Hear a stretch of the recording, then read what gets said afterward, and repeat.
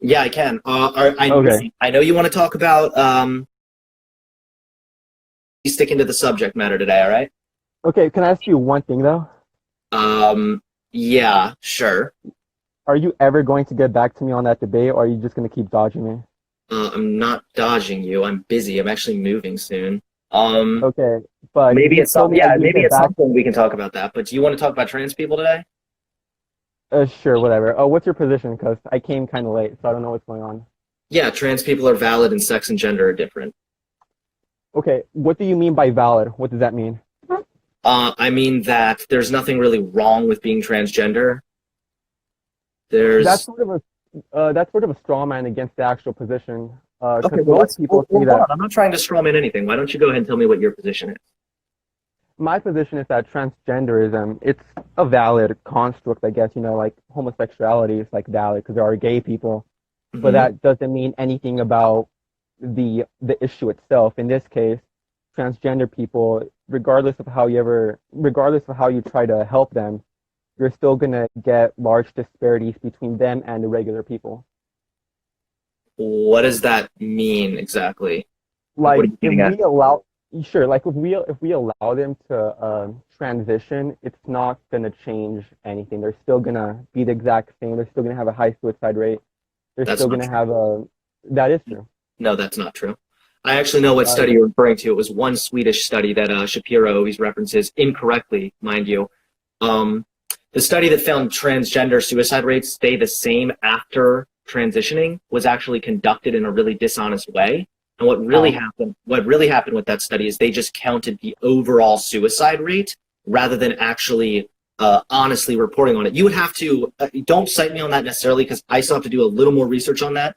But I can tell you right now that, let me go here to my source, pulling this up right now. So this comes from Cornell, and this is like a huge meta-analysis of multiple different studies conducted from like the early 90s through like 2020. Okay, and it's found that the effect of the 56 studies done, 52 indicated that transitioning has a positive effect on the mental health of transgender people, and 4 indicated it had mixed or no results. There were 0 studies that indicated gender transitioning has negative results. Okay, so there's a huge problem because a lot of people like to cite. Oh well, can you hear me properly? Because my mic is kind of like off. Your mic is a little crappy, but I can hear you okay. Yeah. Okay, how about now? Yeah, it's fine. Okay, great. So a lot of people like to cite the Cornell articles, but they don't actually read them. The guy who runs it is named Frank. He doesn't Mm-hmm. have any understanding of statistics. So of the 52 studies cited by Frank and Cornell, Mm-hmm. 2 have to be excluded. One of them is a mathematical model of cost-benefit analysis for transitioning and Okay. provides no original research. The second one is a Brazilian study counted twice, which has yet to be fixed. Which has yet to be fixed, meaning he's counted 2 times and he hasn't fixed it in quite a while. That's not really that bad, but that's sort of foolishness. And looking at the remaining 50 papers, they have incredibly small sample sizes. Anybody who's ever taken an introduction to statistics class knows Mm-hmm. that you need a large sample size, and studies with small sample sizes can be useful. But when Mm-hmm. you're trying to make a consensus out of them, larger sample sizes yield better results. That's why you have calculators online for statisticians that tell So you how many what would be considered a good sample size then? more than 100. More than 100? Okay, hold on one second. Let me look at these. Let's see. What more than yeah, more than 100. Well, yeah, more than 100, but it really depends on the study and the statistical power. But 100 seems to be like the general cutoff. Okay, let's see here.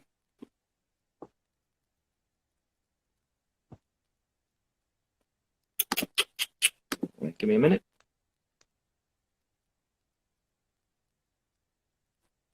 So, I mean, I there might be a couple studies that aren't that great, but I'm looking at one right now that they analyzed over 243 transgender people in Australia, and that's just one of the studies. I mean, there are 56 different studies here that have all came to the same conclusion. Yeah. I get that. Well, Listen, I fully accept the fact that that some of these studies may have not been conducted the best. All right, hmm? Right. Exactly. That's why, that's why it's a meta-analysis. It analyzes Well, all the studies and comes to one conclusion, which is that gender transitioning is good for transgender people. are you done? Yeah. Okay, sorry, I just don't want to interrupt you. Okay, so there's a huge problem with that. I should have included this, but you have something in statistics called statistical power, which Hmm. gives us a predictive validity. And just because one study has more than 200 participants, in this case, the one you cited, I believe from Hmm. Australia, it doesn't actually prove anything if the other studies that have been conducted in the same manner have smaller sample sizes.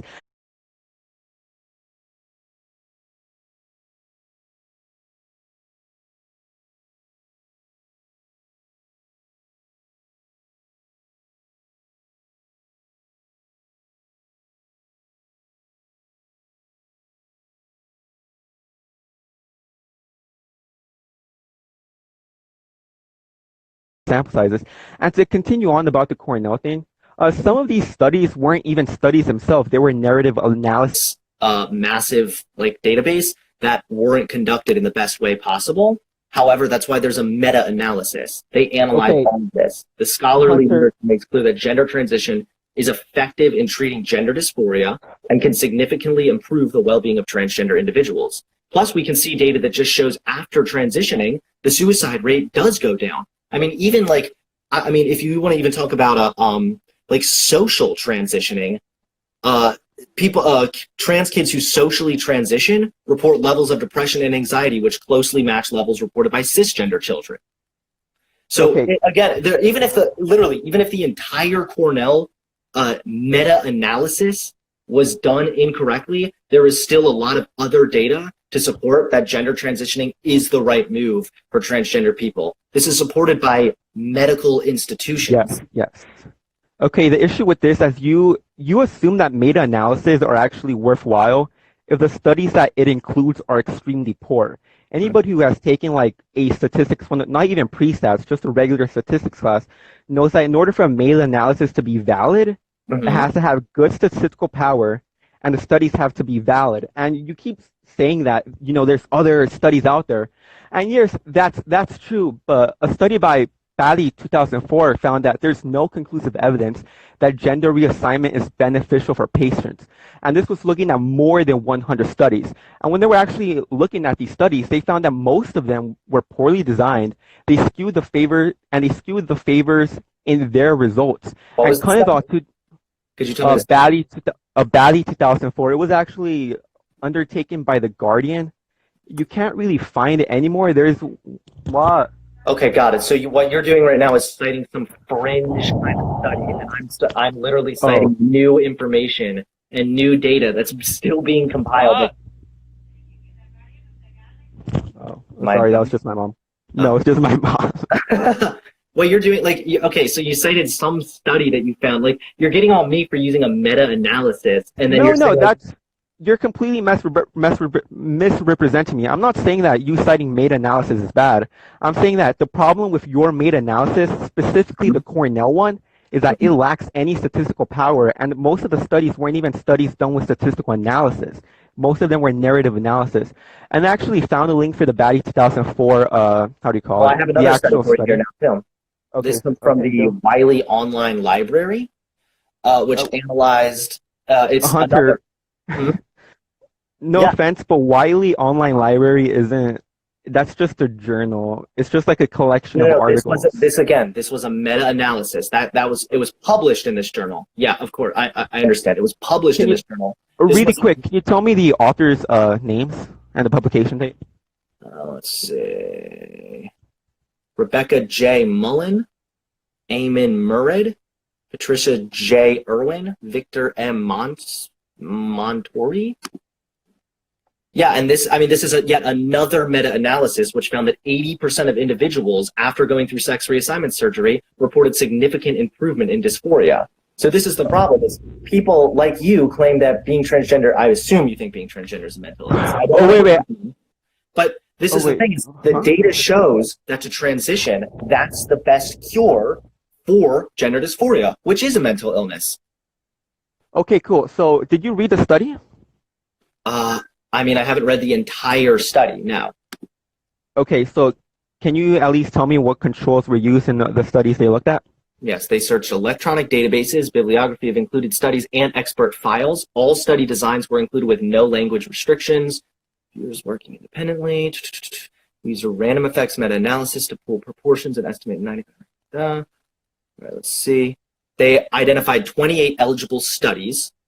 These studies enrolled over, oh, here you go, 1,833 participants. So that's a pretty good sample size. All right. Male to female. There was over 1,093 male to female and 801 female to male who underwent sex reassignment. That included hormonal therapies. All the studies, controls, pooling across studies showed that sex reassignment, 80% of individuals reported significant improvement in gender dysphoria. So that's a little bit of a, obviously I paraphrased a little bit of that, but that's a pretty decent sample size if you ask me. Okay, but again, what were their controls? Because if you want to run a good study, you need controls. Okay, sample size isn't going to get you that much stuff. Instead of you questioning every study I'm giving you, why don't you tell me what study you have other than some fringe 2004 thing that you can't even find on Google? Okay, Hunter, first of all, that's not the point. Anybody who knows about statistics knows that you need to control for confounding variables if you're trying to get accurate results. I've given you now two. You've given me. Do you really think? Hold on. Do you really think that this meta-analysis doesn't know what statistics are? Hunter, most people who publish statistical papers don't even do the math themselves. They use online software programs to do it. So what's your point? That we can't use any data? My point is that the studies you're citing are horrible. First of all, you didn't read the Cornell one since most of them were narrative analysis. And the one you just cited, you didn't even read it yourself. You couldn't even tell me the controls they used. I can tell you the controls right now, buddy. Calm down, right? Okay, so what were the controls? Let's see.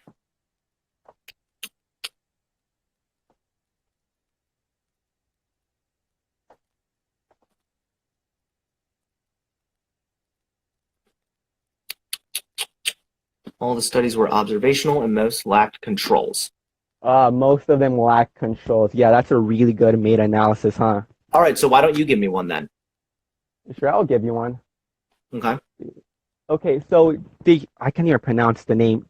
DeGenie, it's some weird name. DeGenie et al. 2011 looked at 324 transsexuals. This means 191 male to female people and 133 female to male people who underwent sex reassignment surgery between 1973 and 2003, and they were actually matched for age. So people of the same sex as the transsexuals person at birth and people to the sex which the individual was reassigned to.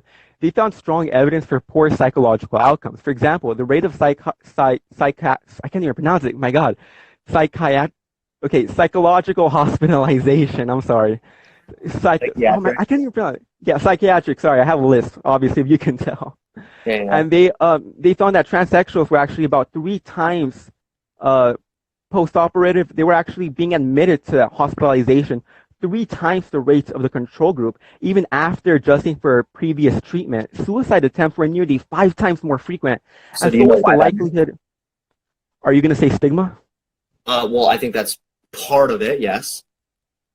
I just really want to finish really quick. And even after they adjusted for prior illness, we still had these large disparities. Now, I think you're friends with Vosh, if I'm correct. I've been on his stream before. Okay, so you know who he is. So what people like Vosh like to do is they like to say that the study is flawed because they didn't actually have a control group that was also trans. Now, the huge issue with this is that they didn't have a control group that was trans? What does that mean? You're gonna have to explain. So when you're trying to look at, so when you have a control group, basically the only thing the study needs to have different is the variable that's trying to be looked at. So, for example, if you and I were part of a study and we were trying to see, what happens when you drink green Gatorade and I don't drink Gatorade, right? So the only thing that needs to change is the Gatorade we're looking at. You and I don't have to be the same. So what people like Vosh like to do is they like to spin around statistics by saying that if you want to have a good transgender study, you need a experimental group that is trans, and you need a control group that is trans. That is not true. The only thing that needs to be different is what the variable you're trying to look at. So this study, I'm going to be honest, a lot of people misrepresent it and say that the authors argue that it's the sex reassignment surgery that causes this, when in reality it's not. All it's saying is that even after you control for past treatment and past prior illness, the sex reassignment surgery doesn't actually change anything. So you still have large disparity. I mean, listen, I'm sure that you are able to find a study that says that. I would be curious to see the study. Yeah, Also, it doesn't sound like the study gives any conclusive reasoning for why that disparity might still exist. a study does not need to give a reason why disparities exist. So you're saying, well then, okay, so you're saying that it's because they went through gender reassignment surgery? No, I'm saying that they're depressed? No, I'm saying that people misrepresent the study and say that it's the sex reassignment surgery that causes this disparity. I'm saying that's not true. All I'm arguing is that even if we try to help them, it's not going to change anything in their current situation. I mean, I would need to see the study. I really would, because it sounds really interesting. I don't know what your solution would be then. My solution would, I mean, honestly, just let them be. If they want to transition, go ahead. If they want to be trans, go ahead. Personally, I don't care. I'm going to get a lot of hate for this because a lot of my followers are further right than I am. I'm libertarian, kind of cringe as it sounds, but I really don't care what they do. But what I'm trying to argue is we should just leave them alone, because no matter how much we try to help them, we are still going to have large disparities between them and non-transgender people. Can I see, what's the study called that you were referring to? Because I actually haven't heard about it yet. So I really would like to look it up. Let me find it. Because I would be curious about this. Listen, I'm really data driven. So like, again, I haven't heard of that study. So I would be curious to look it up myself and give it a second look. Yeah, the study is, okay, so it's called Long-Term Follow-Up of Transsexual Persons Undergoing Sex Reassignment Surgery, Cohort Study in Sweden. Wait a minute. I know this study. It was done incorrectly. Hold on. How was it done incorrectly? Hold on. I think that they didn't count the suicide rates correctly. 1 second. What was it? Can you tell me what it is again? Long-term follow-up of transsexual persons undergoing sex reassignment surgery, cohort study in Sweden. Okay. Let me look this up here.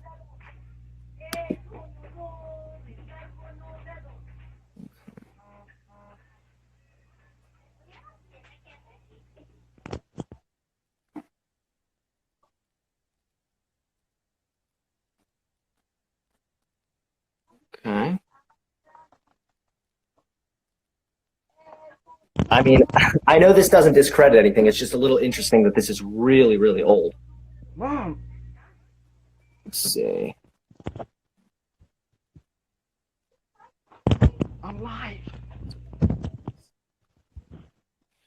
Sex reassigned person. All right, let's see.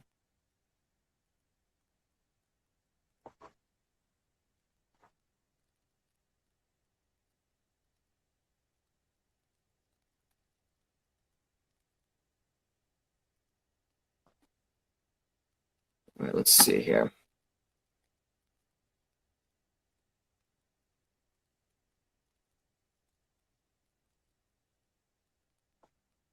Let's see here. I actually really appreciate you you showing me this. It's cool. Stop messaging me, people. Yeah, I actually am. Yeah, okay. Yeah, I'm actually familiar with this study, and it is done incorrectly. The control group of post-transition trans individuals was cisgender people. Post-SRS trans participants weren't compared to pre-SRS trans participants. They were compared to cis participants. Yeah. Okay, so yeah, I mean, your study you gave me is literally wrong and flawed completely. No, that's actually a huge misunderstanding of statistics. I tried to explain this to you earlier, but I guess I didn't come out correctly. when you're looking at an experimental study that's trying to examine the effect of a variable, this is why I said people like Vosh make Again, this I'm not. Hold on, wait. 'Cause argument. if you're suggesting that trans people, even after transitioning, still have a higher suicide rate, I'm not doubting that. Okay. However, there is data that also suggests that the suicide rate of a trans person is higher up before they go through gender reassignment surgery. I'm familiar with this study, and I'm glad that I actually looked it up because, this is done incorrectly. No, the issue is you don't understand. Oh my God. Buddy, you're controlling it to cisgender people. This isn't even done correctly. This is are you going to let me talk? Yes, I'm sorry. Okay, first of all, yeah, it's fine, but you don't have, okay, when you're making this argument, you're making the same argument that Vosh is making.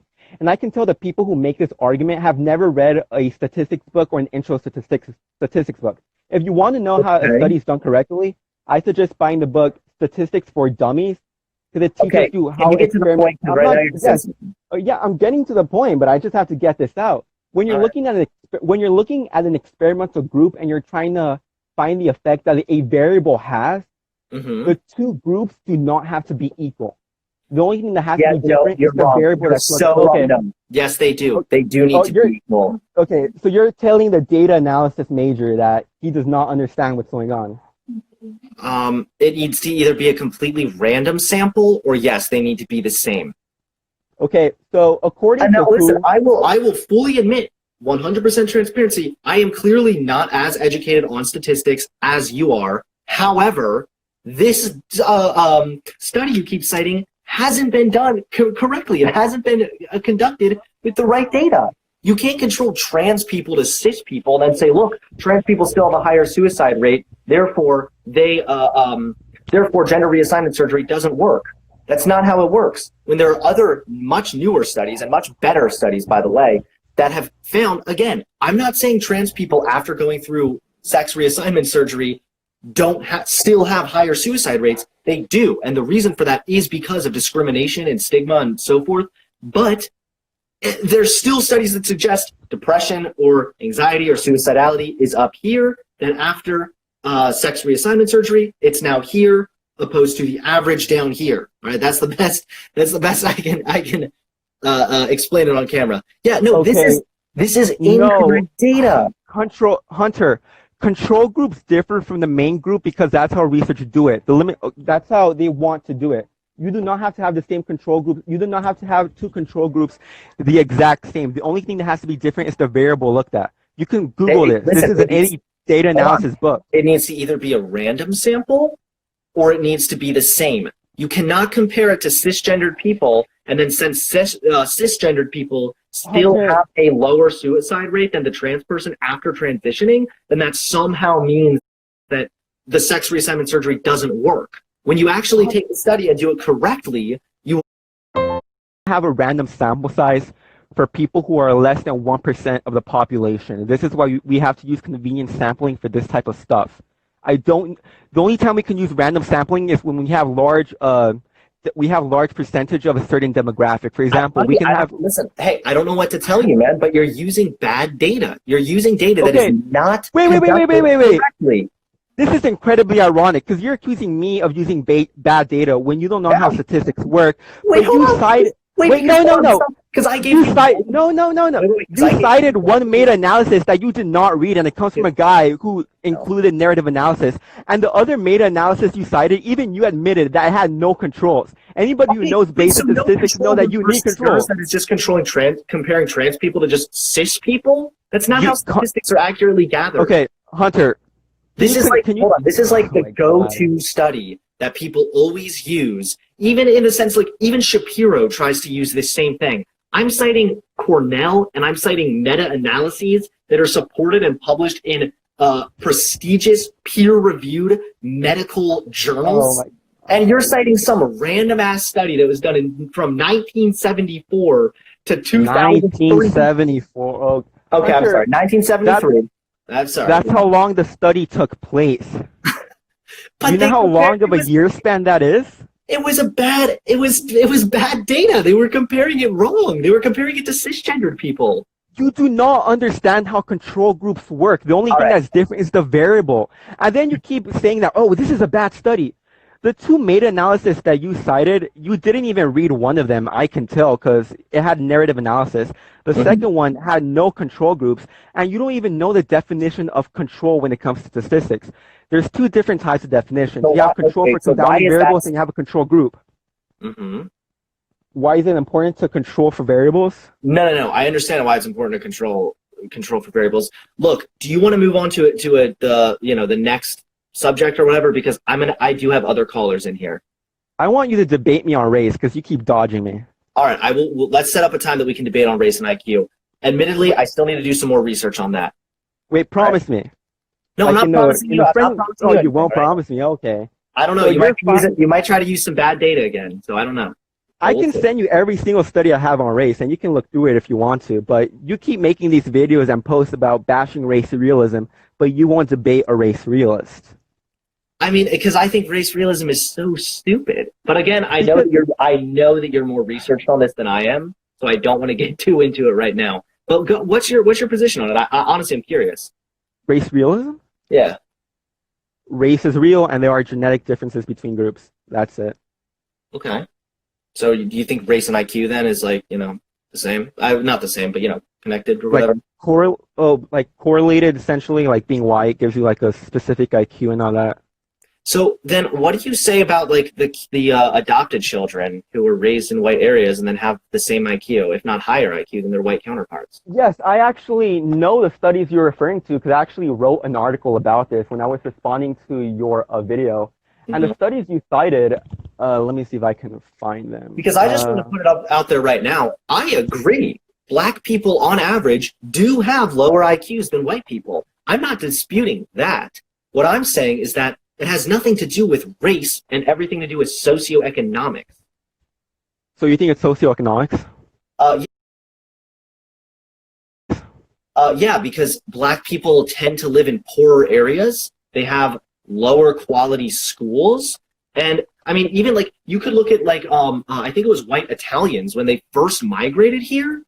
When they first migrated here, they lived in poor areas, and these white Italians had lower IQs, or they committed more crime. Or I mean, again, I need to do more research on this before we really get all into it. But okay. I do think it's way more about socioeconomics than it is by race. The cool thing about socioeconomic status is actually in social psychology, not social psychology, but in social science, it's actually a variable.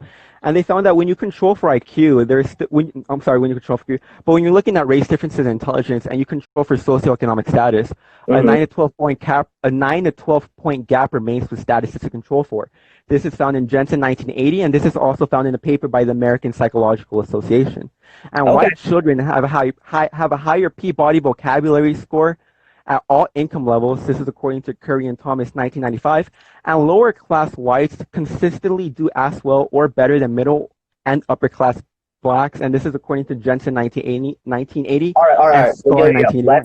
This all sounds really interesting. Shoot me over some sources because I want to do more research on this myself, but I do need to get to the next caller, all right? I had fun. Yeah, sure. But thanks for having me. Yeah. Oops, I don't want to end that.